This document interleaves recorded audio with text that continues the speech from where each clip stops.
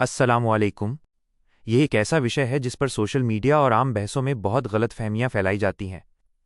इसे समझने के लिए हमें इसके ज़ाहिरी रूप, जिसका मजाक उड़ाया जाता है, और कुरान व हदीस की असल तालीम के बीच के अंतर को समझना होगा। इस्लाम में हलाला नाम की कोई रस्म या कोई तयशुदा कॉन्ट्रैक्ट नहीं है। यह असल में कुरान के एक नियम का विकृत रूप है। 1. कुरान का असल नियम और उसकी वजह। इस्लाम से पहले अरब में ये दस्तूर था कि मर्द अपनी बीवियों को जब चाहते तलाक दे देते और जब चाहते वापस रख लेते। वे औरतों को तंग करने के लिए ऐसा बार बार करते थे। इस जुल्म को रोकने के लिए कुरान मजीद सूरह अल-बकरा आयत 230 ने एक कड़ा नियम बनाया। कोई मर्द अपनी पत्नी को ज़्यादा से ज़्यादा 2 बार तलाक देकर वापस ला सकता है, लेकिन अगर उसने तीसरी बार भी तलाक दे दी तो अब वो औरत उस मर्द के लिए हराम, अनलॉफुल हो जाएगी।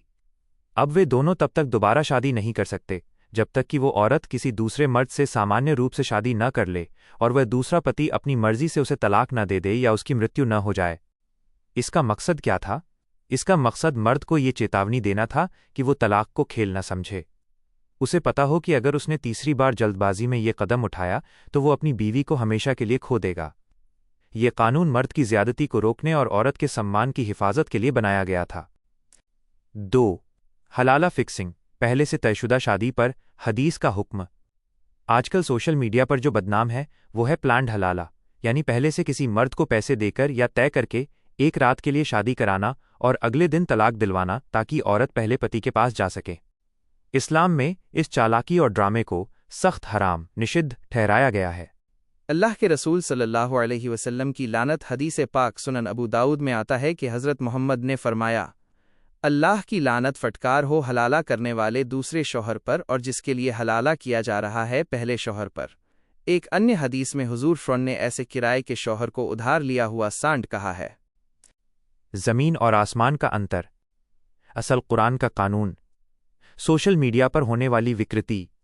स्वाभाविक शादी, महिला अपनी मर्जी से किसी दूसरे पुरुष से हमेशा के लिए घर बसाने की नीयत से शादी करती है।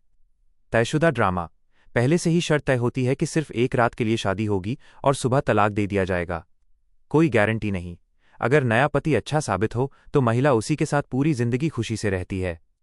पहले पति के पास जाने का कोई इरादा या दबाव नहीं होता।